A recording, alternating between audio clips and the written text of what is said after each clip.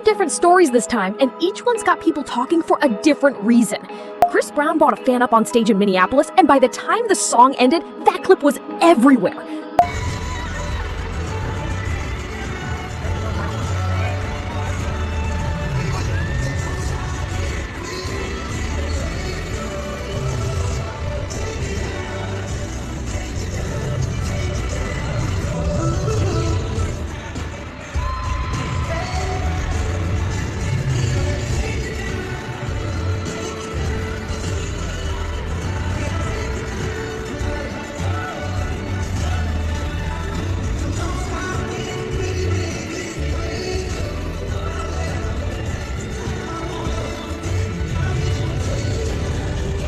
During Chris Brown's stop in Minneapolis on the R&B tour, the one he's running with Usher. He's used that boxing ring-style stage before to bring fans up for a moment during the show, but this time it went a lot further than usual.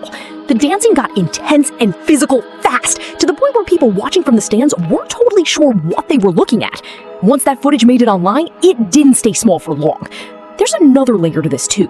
Chris Brown has a domestic violence case in his past, and for a lot of viewers, that history doesn't just disappear because it's a stage show. There's also talk that the fan he brought up was already in a relationship, though that part hasn't been confirmed anywhere official. Artists have been doing over-the-top stuff on stage for decades. That part isn't new. But with Chris Brown's history sitting behind every headline he makes, a performance like this doesn't get to just be a performance for a lot of people, and that's probably not changing anytime soon. A marriage proposal 1,454 feet up the Empire State Building just turned into felony charges.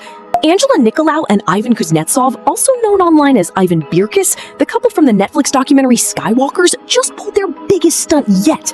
On July 1st, they got into the Empire State Building, hid out overnight, and made their way up to the antenna near the top, 1,454 feet up with no safety gear at all. Once they got up there, they hung a banner with a message about peace, and Ivan proposed. She said yes.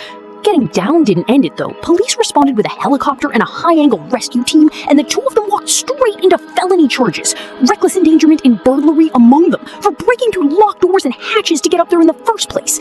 They were released on supervision, but this isn't just a viral love story anymore. It's an active legal case.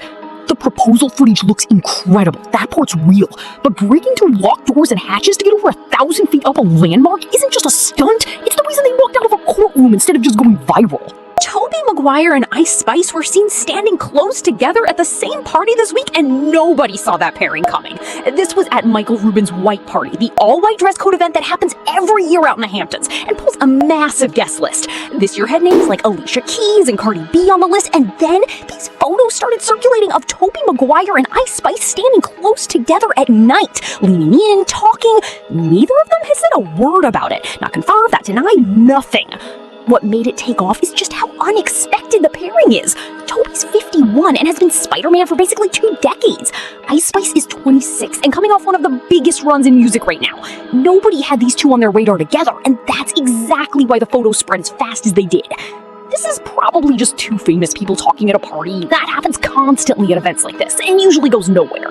But put an age gap like that in the same frame, and people are gonna run with it, whether anything's actually there or not. iShowSpeed had 1 flight to catch for Ronaldo's World Cup game, and it fell apart twice. Guys, I honestly can't believe this. Guess what? As I'm going on the flight, they said it's a windshield crack, so I can't leave. So I can't go to Canada and watch Ronaldo. I had 2 flights and they both got canceled. 2 flights. Leave, man. Like, I don't know what to do, y'all. I'm sorry. I don't think I'm gonna be able to see Ronaldo. And I love Get from San Francisco to Toronto in time to watch Cristiano Ronaldo play Croatia in the World Cup, a match a lot of people are calling one of Ronaldo's last World Cup appearances. His first flight got canceled, so he asked online for a private jet and actually landed one. Then that flight got grounded too, because they found a cracked windshield during the inspection before takeoff. 2 flights, 2 cancellations, and Speed ended up watching the whole game from a watch party back in San Francisco instead of being in the stadium. Portugal won 2-1, Ronaldo scored, and Speed watched it happen from thousands of miles away. You can't really blame the airline for catching a cracked windshield before takeoff. That's the system working the way it's supposed to. But you also can't blame Speed for being wrecked over it.